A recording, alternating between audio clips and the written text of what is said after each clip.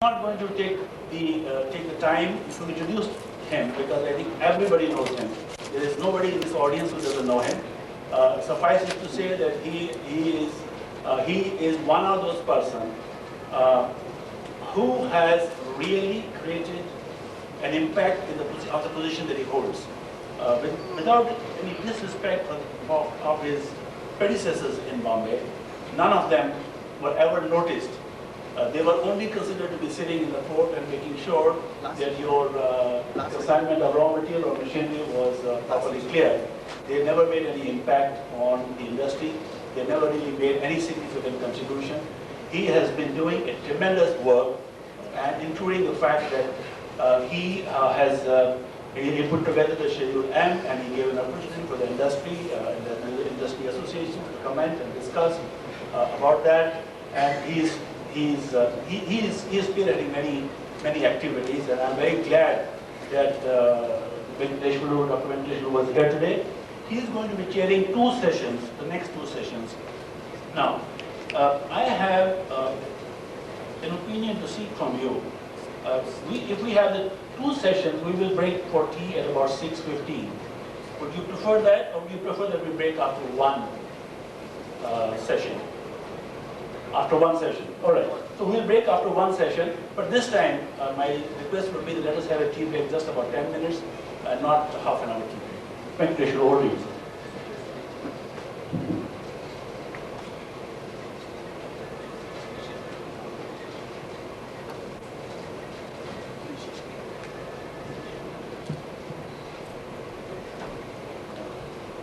Sheesh Gulati to come and occupy the dais with us.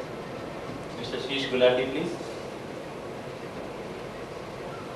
And it's my privilege to introduce Mr. Gulati. He is an engineering man basically from the Pune College. Then he was in UK on his job, and he come back and he has joined this major test corporation. Before getting into his great biodata, what is important today is in the current GMP, whatever we talk, we have to assure people. You can only assure people provided you can monitor. And monitoring clean rooms is the biggest issue in today's pharmaceutical industry. Because everybody today wants you to tell what is the state of a room in the dynamic stage and when you come back to the static state. So the importance of monitoring a clean room need not be re-emphasized for this audience. So I will straight ask Mr. Gulati to present his paper, and I myself have a lot of queries to ask him when this topic is over, because we in the regulatory affairs, we always find some data being given to us. Because as on today, the majority of the clean room monitoring is done by outside agencies, and the outside agency was never available for us during the course of investigations or for inspection. So I would like to request Mr. Gulati to do his presentation, and I'll be very happy if you can answer few of my queries at the end of this.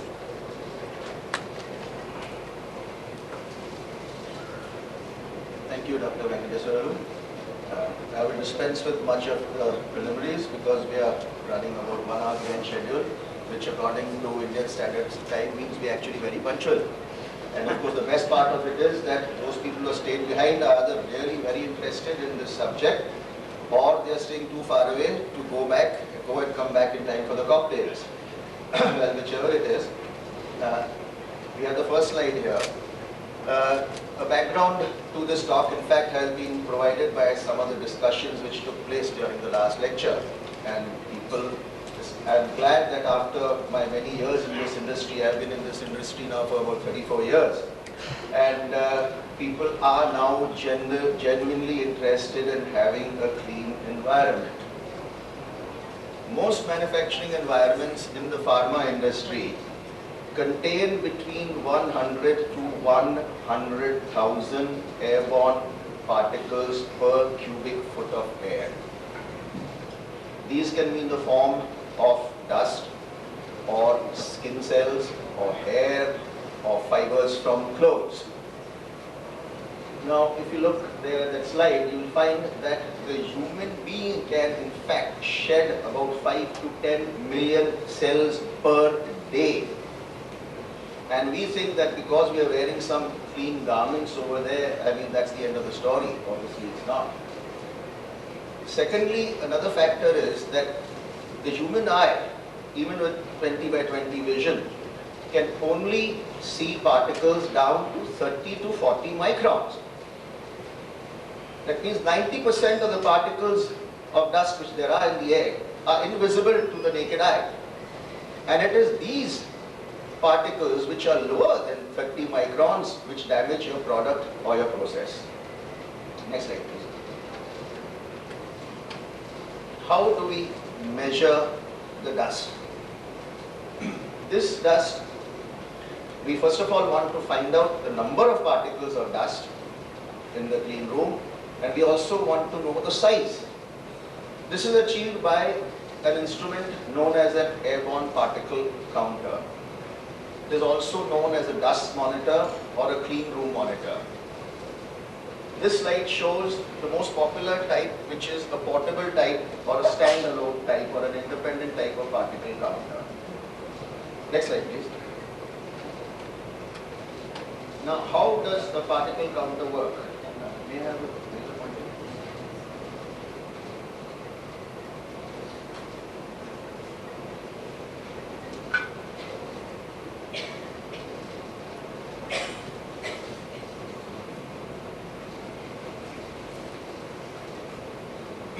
See, air is drawn in from the surrounding, from the clean room by means of a pump, and this is what is known as the view volume. There is a source of light which previously used to be a halogen lamp. Now it is in the form of a laser diode or a helium neon laser. The rays of light get scattered by the dust particles. These pulses are converted into electrical pulses by means in the old days of a photomultiplier and now of a photodiode, and they are collected over there. The height of the pulse, which you can see here, is proportional to the size of the particle. The number of pulses gives you the number of particles. That is the fundamental theory behind how a particle counter works. Next, please. Now, so far, what has been used and what is common in India is what we call a portable particle counter. Whereas abroad, most companies, especially pharmaceutical companies in the West, are going in for what is known as an FMS or a facility monitoring system. What exactly is this facility monitoring system, which is the subject of my talk today? This system is capable of consistently measuring airborne particles, the temperature, the relative humidity, the air velocity, and differential pressure and other parameters in a clean room.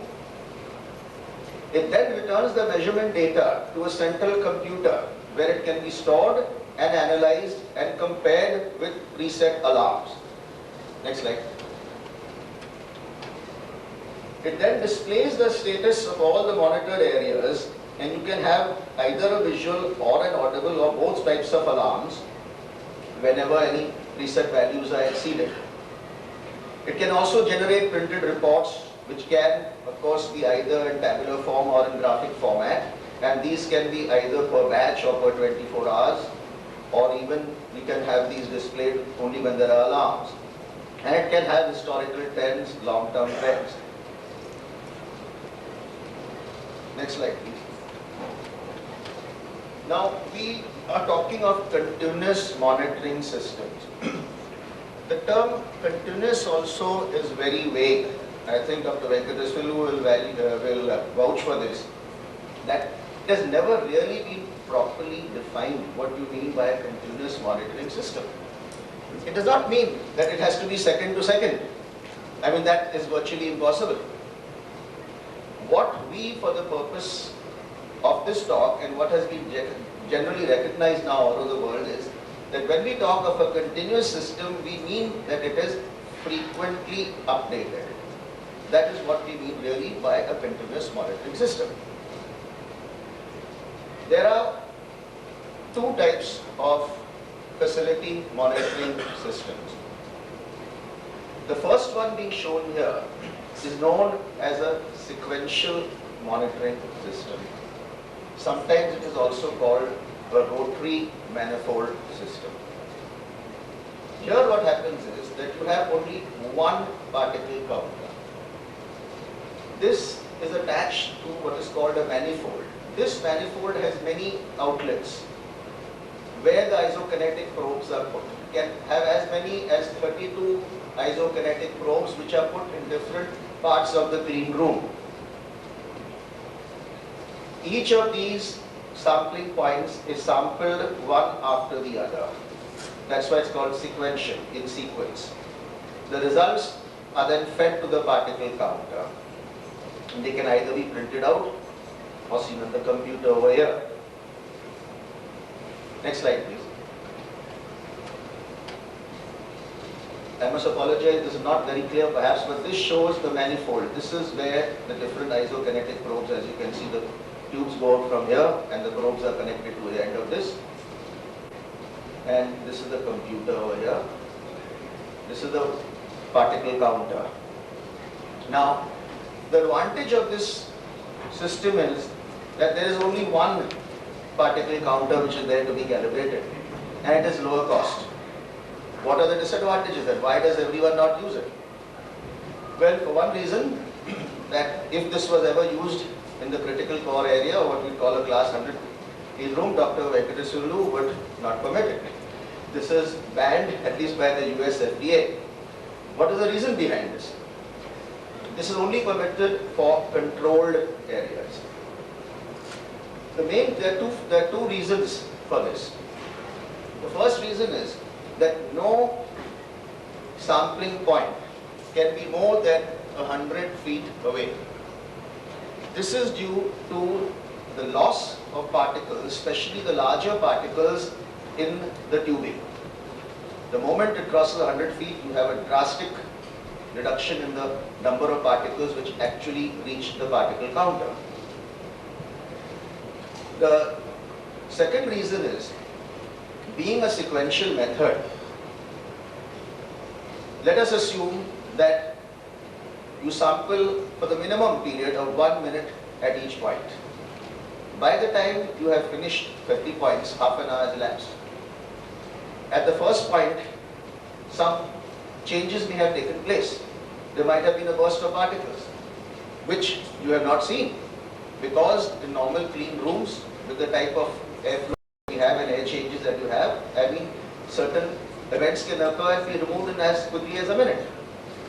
Because of this reason, this sequential system is not very popular, at least in the class 100 areas. Next slide, please. We now come to what's called the continuous monitoring systems. These are the type of systems which are valid and recognized for class 100 areas and are very popular abroad.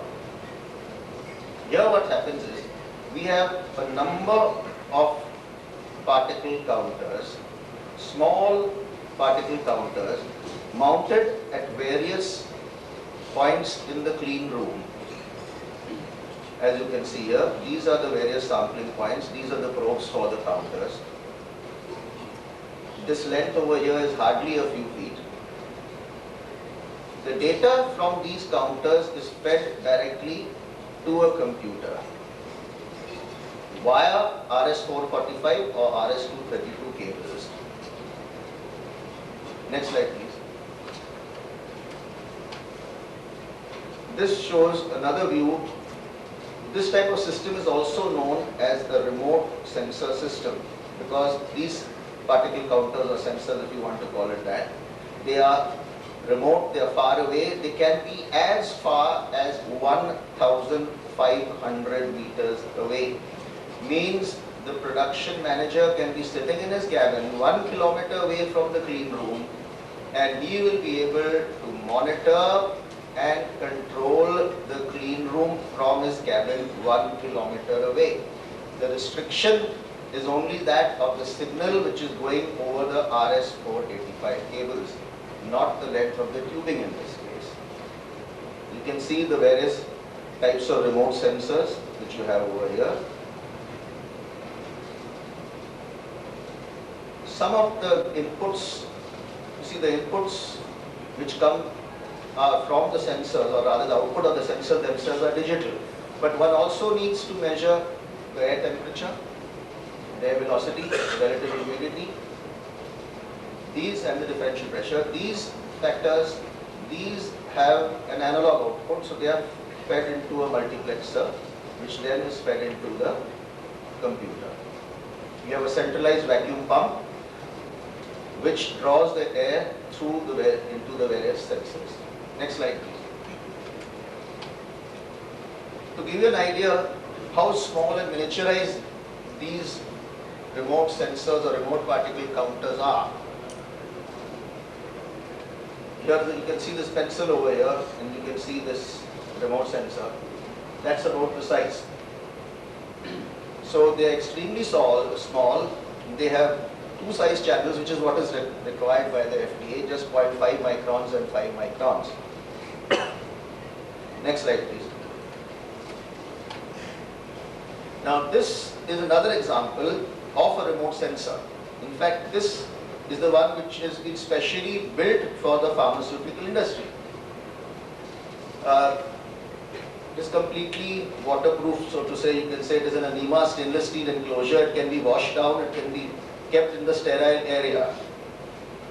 It also has a display wherein you can see the particle count in the clean room itself as well as in the production manager's cabin.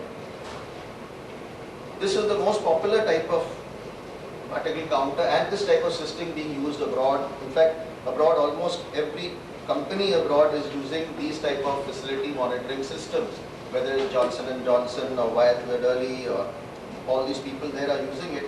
Unfortunately, in India, due to the relatively high cost, very few people we have, Hertz Marion Roussel, Gland Pharma and a couple of others using these systems.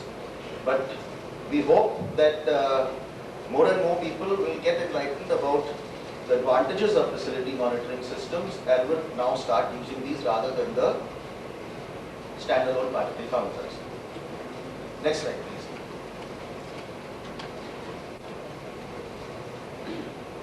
How do we collect the samples, so to say, to put it in a crude way? You have what are known as isokinetic probes.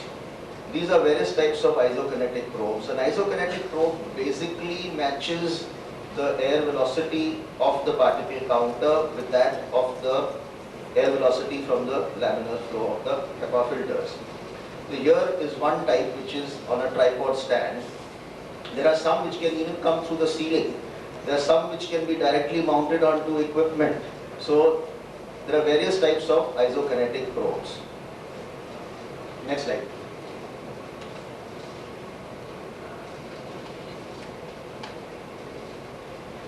The other environmental sensors are, this is a differential pressure sensor, air velocity sensor, relative humidity sensor, two types of relative. In fact, you can have even wall-mounted relative humidity sensors which are in NEMA enclosures. Next, please.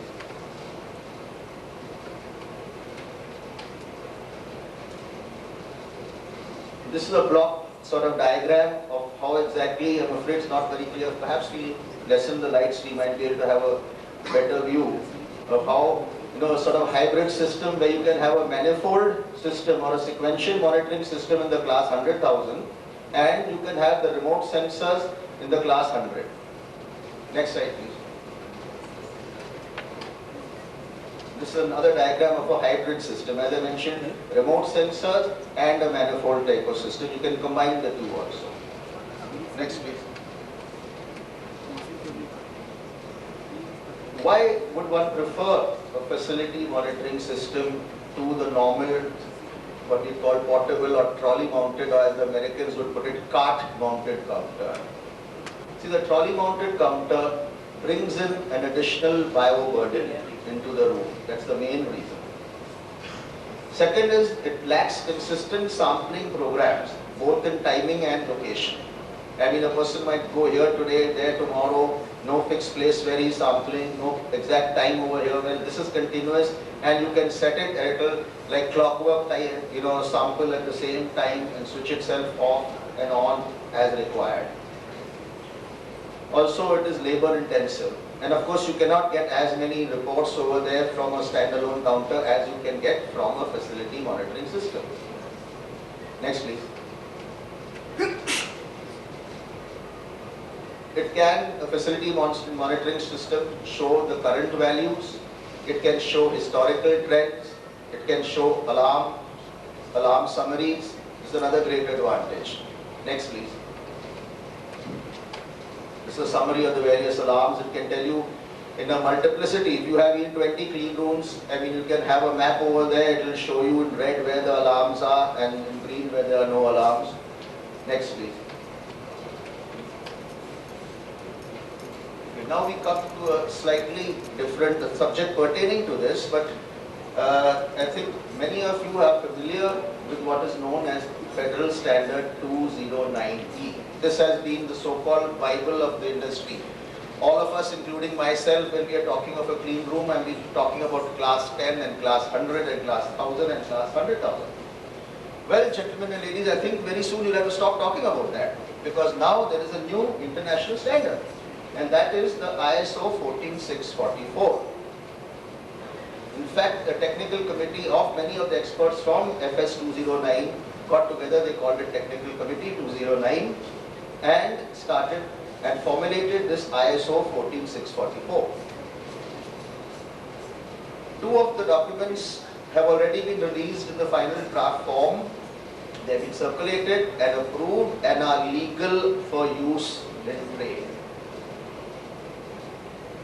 So what exactly are the difference, for example, between 14644 and the old 209E?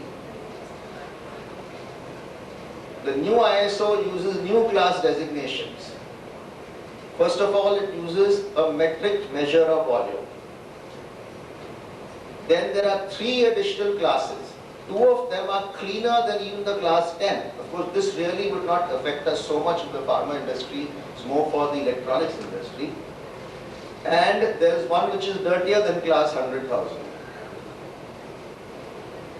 The second ISO standard, which is 14644, gives the requirements for monitoring a clean room to provide compliance with ISO 14644-1. It requires a fewer number of sampling points as the clean room size increases.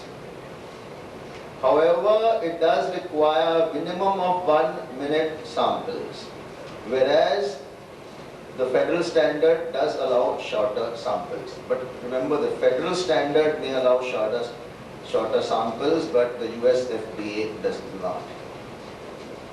Next.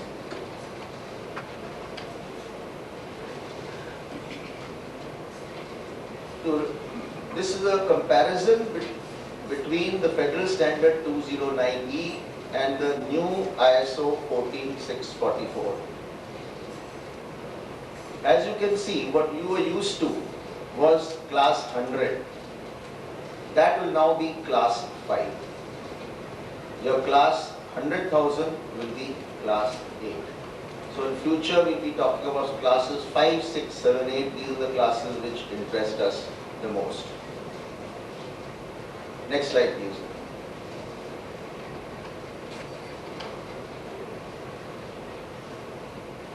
The number of particles per cubic meter by the micron size are given here. For example, for ISO class 1, 0.1 micron, there must not be more than 10 particles, and so on. Now you can see over here, ISO 5, 0.1 not more than 100,000, 23,700. This odd figure comes because of the being in cubic meters. 0.3 microns, 10,200, 3,520, and so on. So this is what you will be looking at. These are the number of particles which will be permitted. Number 5, number 8, you can have these. Incidentally, if any of you do require copies of the ISO 14644 standards, you're welcome. I will give them to you free of charge as long as you don't report me to the ISO for infringing their copyright. You're welcome to have copies of these standards.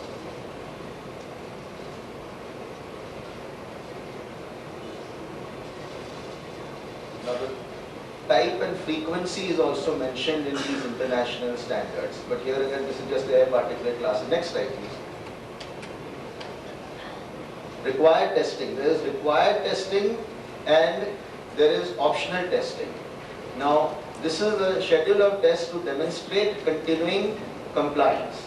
You can see here the particle count test. Now, this again, as I said, may be just to meet the ISO 14644, but the FDA might and will, I would say, improve upon this. But this is what the ISO 14644 says, that I mean, the class which is less than or equal to ISO 5, you must have a maximum interval of 6 months and so on. Next, please. Optional testing. These are whether containment, leakage, recovery and other values, how long an interval you can have between the various tests. Next, please. Now we come to classifying a clean room. Now, this is perhaps the this is probably what most of us are interested in. As Dr. Venkateswaru said, we just give it to usually a clean room contractor and said, okay, classify the clean room for me. Well, now you can do this yourself. And how exactly is done is the 3 basic steps to classify a clean room. First, you determine the required particle count samples, including the number of sample locations, right? This, in fact, there is a methodology given for calculating the number of samples, both for Federal Standard 2090 and for 14644. As I said, this may sound a little bit complicated. It says collect the sample data, of course you will be doing that. Could we have this a little adjusted focus better, please? Yeah, thank you. Yeah. We collect the sample data using the particle counter. Then there is software provided to read the sample data from the instrument and calculate the clean room classification. Although the federal standard and all these can seem complicated, see, once you have determined the required number of samples for your clean room and you have mapped the location, then it becomes very simple. You can keep repeating the same locations over there. And nowadays, most modern particle counters and of course the facility monitoring systems have built-in software. It does everything for you. You just press a button over there which says Federal Standard 2090 or says ISO 14644 and you get a printout over there which will tell you the classification. It will do the mean of the average, the standard deviation, the 95% upper confidence limit and everything it will do for you automatically. So all that is automated for you nowadays. Next, please. These we will just go through rapidly because nowadays everyone is talking of validation, IQ, OQ, PQ, and normally they are required to be performed, especially to comply with certain governmental regulations, FDA regulations, etc. So there are various steps which are shown over here, how exactly you have the validation documentation done. Next slide, please. This again, as I said, if someone is interested in the details, we can provide this because this would be the subject of another talk which would take at least an hour and a half, and at this stage we cannot, due to the shortage of time, go into the complete validation documentation. Plus I could probably make another $10,000 from each of you if I sold you a validation package. Number 3, please. This is how to develop the specifications for the validation documentation. And probably the last slide. This tells you how exactly to go about the validation documentation. So this basically is in a nutshell about, first of all, the principles you can say and the practice of airborne particle counting from what we started in the old days using a portable airborne particle counter to where it has progressed today where you have continuous monitoring systems. Thank you.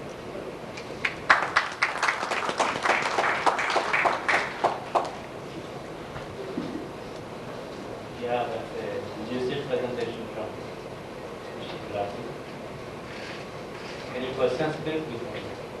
the audience. There's no, I have one or two from myself. I just want to understand, because you must be in the business of doing the contract for the people. What sort of an operational qualification is applicable when you are doing a contract? No, it's like this.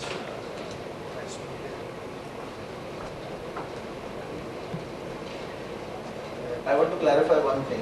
We are not really clean room contractors, nor am I a clean room Your contractor. people, Yeah. who are buying your Yeah, the equipment. people, actually the question would be actually better put to people like Flexaids and Technopack and Airpack and those people, because they are my clients. I supply them the equipment to perform these, and it is up to them really to sit down with the client and draw the specifications, the operating procedures and so on. It's up to And as a them. matter of fact, time and again we find whoever submits me the data for validation of your clean room condition, just simply gives me a sheet of paper where you have 4 columns and you finally say, yes, it's class 100 and it's class 100. Dr. Venkateswara, you are very right. In fact, I wish there was, and in fact, I would be very happy to sit down both with the regulatory authorities and with the clean room contractors and with the pharmaceutical companies to give what little experience I have in this field. Because as you mentioned, somebody just produced a sheet of paper with 4 columns. I would go one step further. I would even go so far as to say that I have seen instances where Which sheets are there? a clean room has been validated and accepted for class 100 where the particle counter used had a flow rate of 0.1 cubic foot per minute. Now that is completely invalid. You'll ask me why? And can I elaborate for 1 minute on this? This is a very important point. Not many people realize that if you are using a particle counter independently, it has to have a flow rate of 1 cubic foot per minute. Why? Because the US FDA insists that you must sample at least 5 cubic feet, 1 cubic feet minimum, but preferably 5 cubic foot of sample. Now that can be done in under 5 minutes with a particle counter having a flow rate of 1 CFM. But to do it with one which has a flow rate of 0.1 CFM can take 50 minutes. In that 50 minutes, many changes can occur. Like I said, there can be a burst of particles that will get averaged out in your readings. You will never know what has happened because then you get an average reading. That's number one. But where? The main reason is what people are doing to shortcut is they take a reading for 1 minute and multiply it by 10. But what they don't realize is they are multiplying the errors also by 10. Now if you have a reading which shows say 24 particles and actually it is 26 particles, you think your error is 2 but your error is actually 20 and that can play havoc in a class 100 team. Something that I want to ask you is, this particular monitoring, and we look for whenever there is no facility in-house. We ask for a traceability of validation data. Like if somebody wants to do any pressure gauge, he cannot do it. Let somebody come and do it, but he must have a traceability to a national network. What sort of a mechanism do you have? Yes, that fortunately we have, and this until about say 15 years ago or so this was not available, but since the last 10 or 15 years this is available. In fact, I'm glad there is a lot of awareness, especially in the pharmaceutical industry, and now it has started coming even in the electronics industry. Most people are insisting on annual calibration and certification of the particle counter, which means we have to provide them with standards. These counters, if you wish them to be calibrated, basically I won't go into the whole rigmarole of how they are calibrated, but you are using, for primary calibration, you use what are known as PLS spheres. These are polystyrene latex spheres, which are traceable to the National Institute of Standards, NIST, USA. Each of the particles in these vials have been physically measured by an electron microscope. So it is calibrated by these PLS spheres. So you have traceability, and when these are calibrated, we supply these traceability certificates are supplied along, and we insist they are calibrated every 12 months. One more thing, Sahisha, whatever you call it. Many of these standards, when you think of an aseptic operation, relate to the European guidelines or anything. It expects you to, from the dynamic stage to static stage within half an hour. So if you have a continuous this thing, there could be a problem for how the industry if it doesn't get back in half an hour to static stage. How does you face this problem? How is your experience? No, the problem will be there, but does not mean that as not a case against a facility monitoring system. I would say that is in fact a case for having a facility monitoring system where you continuously be monitoring and finding out the changes that are taking place. In fact, I would say that would be one more case for having a system such as this one. We had an excellent presentation with in detail about monitoring the field, right, from the theoretical aspects of measuring the particles to the latest, both in the machinery and the standards that are going to come into the field monitoring. I should congratulate Mr. Gulati for this. Thank you.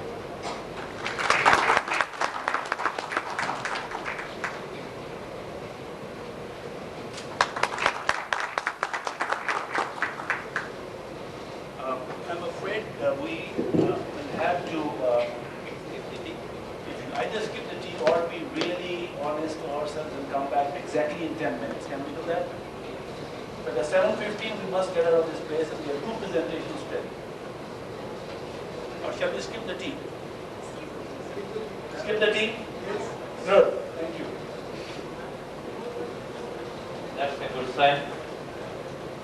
Now, may I request Mr. Anand Patwal, Chairman Group of Companies, Machine Fabric, to come and present the presentation on terminal sterilization.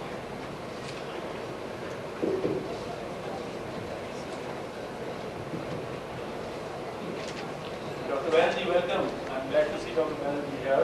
Dr. Banerjee is going to be here for the evening. Very welcome.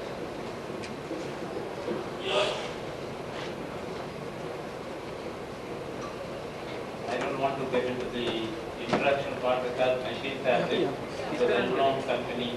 People who are engaged in the pharmaceutical formulations are aware of the company's contribution in creating state-of-art sterilizers. Sorry. So I request Mr. Please, Salim.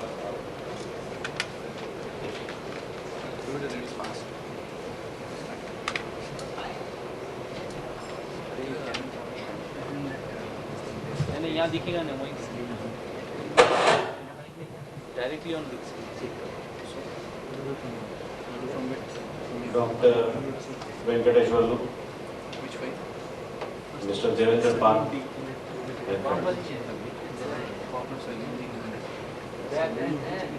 I am very much thankful to the organizers for giving me an opportunity to speak on my favorite subject, that of sterilization technology. While we are going to dwell with little more details on the terminal sterilization, the science is so intermingled that to some extent we must also look at other kinds of sterilizers which will make our subject matter quite clear.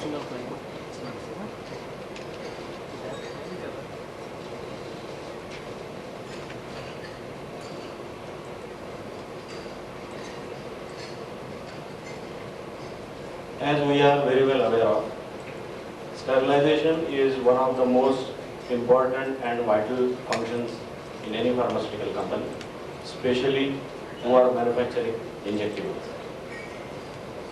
The sterilization equipments can be broadly classified as production duty sterilizers, terminal sterilizers, and of course in terminal sterilizers there are a variety of options available depending on what are the applications. Let us have a brief look at production duty sterilizers and how they are useful to us. The main 2 processes used in production duty sterilizers are moist steam sterilization and dry heat sterilization. In moist steam sterilization, essentially 2 processes are used. One is a old conventional standard process, which is nothing but heat up, cold and exhaust. And the second one, the high pressure, high vacuum, as it is called, because it has the application of vacuum in the main process and which has many advantages. So we'll look briefly at these two processes to start with. In standard steam sterilization process, one of the most important functions, that of air removal from the chamber, is done by downward displacement of gravity. The steam is released in the chamber from the top. The air is compressed slowly towards the bottom. Ultimately, the air goes out from the steam traps and the condensate line. This system is good as far as your steam traps are concerned. If there is anything wrong with the condensate line, probably the air removal will not be as efficient. And if the air removal is not efficient, you will have cold spots, you will have temperature uniformity problems and variety of other problems. However, this method with known engineering techniques is still doing a wonderful job, and many applications like solutions in glass containers or ampoules,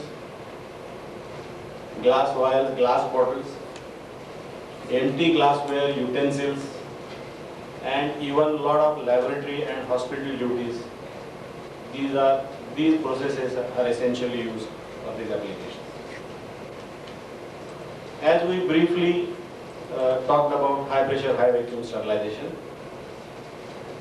the application of vacuum has two important uses here.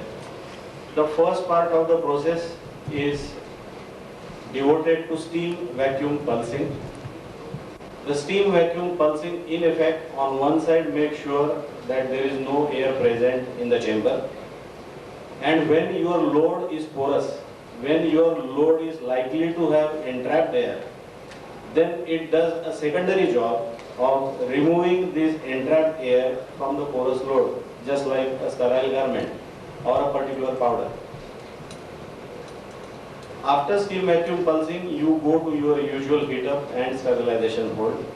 Now this stage is followed by vacuum drying, which is very important considering what sort of load you are having. Once again, taking example of sterile clothing or sterile dresses. When they are sterilized and when you want to store them for a certain period of time, it is very essential that when they are coming out of a sterilizer in the sterile area for storage, they must be absolutely dry, otherwise they will be prone for recontamination. So this is one area where similarly there are many machine parts, there are many change parts, there are tubings which require vacuum drying, without which your sterilization may be good for a very short time, but ultimately when you use, you may find that you are dealing with some sort of problem on sterility. I remember one very interesting case so far as drying is concerned. One of the big multinational companies wanted to sterilize talcum powder by steam. Now when you sterilize talcum powder by steam, at the end of hold-on period of sterilization, the talcum powder becomes lumpy and you will be unable to process it further for either blending or packing or whatever. So for them, we devised a very special vacuum drying system using very high powered ejectors, using higher degree of vacuums, and we ensured that the moisture retention was not more than 0.2%. So at the end of sterilization and vacuum drying phase, the powder which is coming out has less moisture than 0.2%, and it's absolutely free flowing powder where you can do your subsequent operations without any delay. As regards in-process sterilizations or production duty sterilizations, we have briefly seen the duty of moist heat sterilizers. There is another old warhorse which is being used, that is dry heat sterilizer. As you are aware of, dry heat sterilizer is essentially used for sterilization of washed empty ampoules and vials which later on are going to go for aseptic filling. In olden days, we had dry heat sterilizers only with the pressure modules, and air intake to the chamber during the phase of drying used to be from the pressure module, and it was a belief that whatever particulate burden which went into the chamber while loading goes out when the moisture goes out from the chamber, and thereby you complete your sterilization duty in the sterilizer. Now here one important development has taken place in the last 3 or 4 years so far as our scenario is concerned, that class 100 models are available. Class 100 models is a guarantee that while you are sterilizing your washed glass ampoules and vials, you are doing the operations in class 100 environment, because this is not only fitted with pressure modules, but this is also fitted with high temperature HEPA filters within the recirculation circuit. So when you load the goods, when you close the door and when you start the machine, within few minutes of operation, whatever was the particulate burden at the time of loading is going to go down. All those particles are going to get entrapped into those high temperature HEPA filters, and you are sure that your sterilization is going to take place in class 100 environments. Another very important as well as interesting thing for production duty sterilizers is treatment of rubber stoppers. More often than not, people who are associated with manufacture of formulations, you will see that 90 or 95% of the rejections are due to improper treatment to rubber stoppers.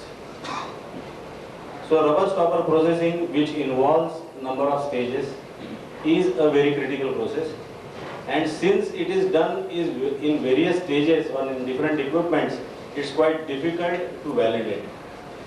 For this purpose, we essentially have two options. One is the bung washer and the another is the bung processor. Bung washer, developed by Machine Fabric, has improved cleaning efficiency due to PLC control for process, which also ensures accuracy and repeatability, thereby eliminating human error. Better cleaning efficiency with either tumbling or fluidization.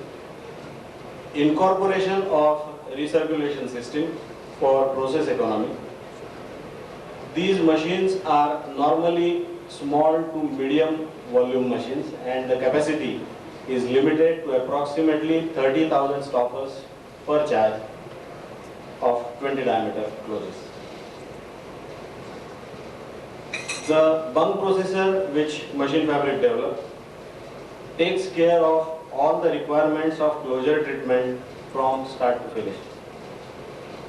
The machine is designed in such a way that you load the stoppers from non-sterile area. After complete processing, the stoppers are unloaded into the sterile area, and there also they are well protected by mobile LAF units mounted on the floor trolleys, where you will accept the carriage of treated stoppers. User-friendly PLC control system allows maximum process flexibility to meet critical process requirements. The control system is also equipped with online process log for printing key process parameters, which is a mandatory requirement for process validation. The sequence of the bung process is like this: wash program with detergent dosing, rinsing with DM and subsequently with WFI, siliconization if necessary, sterilization and drying. Here again, drying of rubber stoppers, especially if you are packing sterile powders into vials, is very important, because the smallest moisture is likely to give great problems to you. Because of the inherent design factors of continuous tumbling, necessary degree of vacuum and radiated heat from the jacket, you will find that the stoppers and closures coming out of bung processes are absolutely bone dry and do not pose any problems whether you are packing liquids or whether you are packing sterile powders into the vials.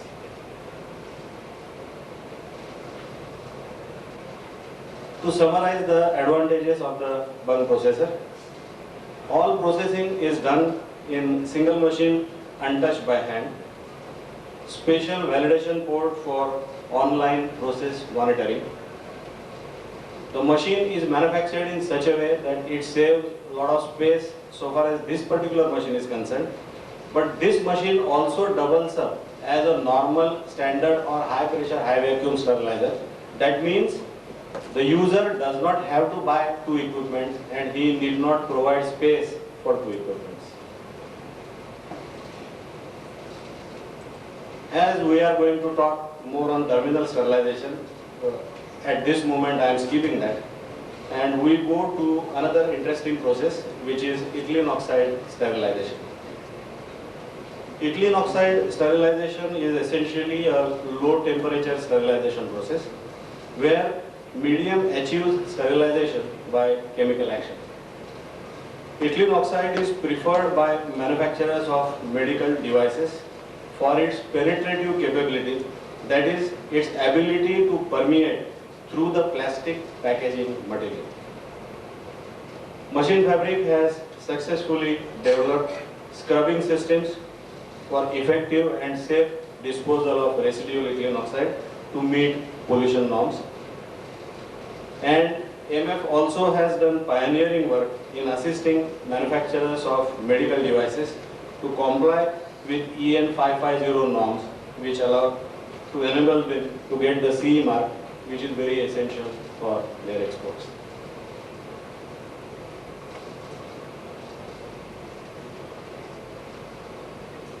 We now go to the main topic of, since the time is short, I am skipping few pages.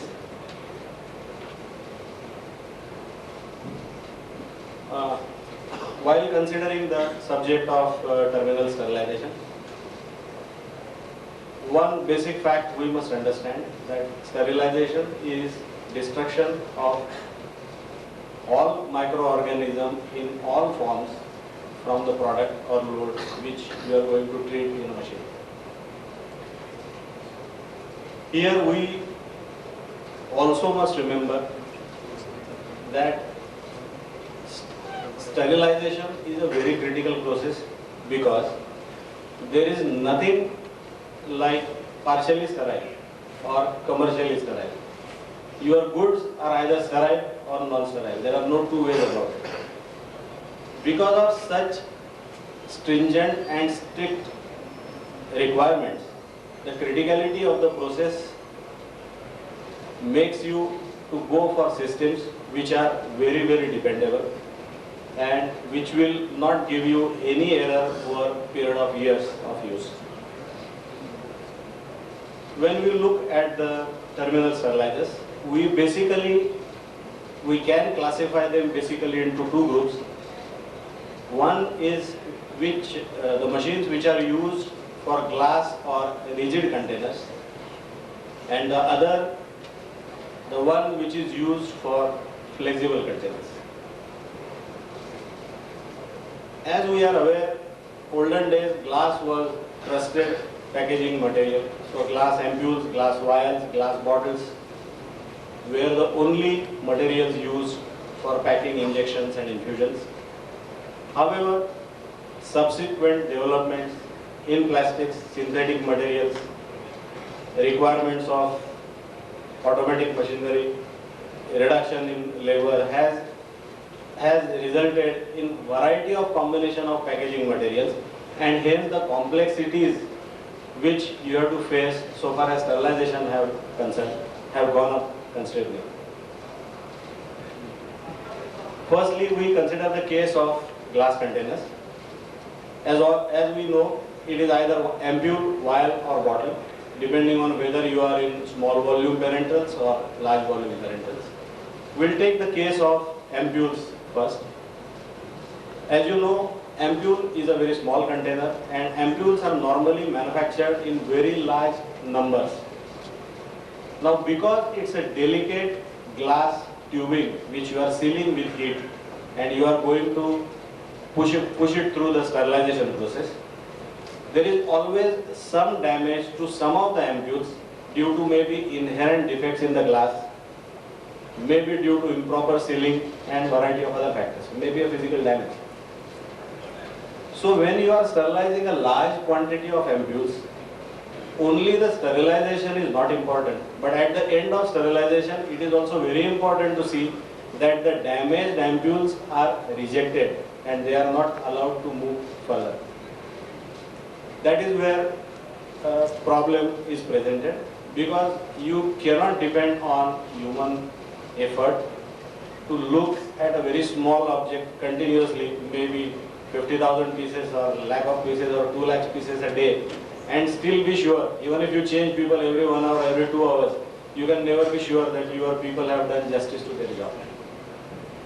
That is where leak testing devices have come into picture. Leak testing devices are essentially of two kinds. One is the blue water leak detection system, and the second is vacuum leak detection system. Blue water leak detection system is nothing but allowing methylene blue dye to come into the chamber in certain strength, allow it to engulf the load, create some pressure pulsations, so that the dye will penetrate through the damaged part and will turn the color of the liquid inside the ampule slightly blue, so that rejection is sure, dependable and easy. However, today there are hardly any takers for this blue water leak detection because of the danger that maybe if the human eye is unable to pick up that faint blue shade and that ampule moves forward, that will pose a lot of problems. So slowly this process is losing its charm and there is hardly anyone who is going newly for it. The second leak detection system entirely depends on vacuum. So at the end of your sterilization process, you create vacuum in the chamber.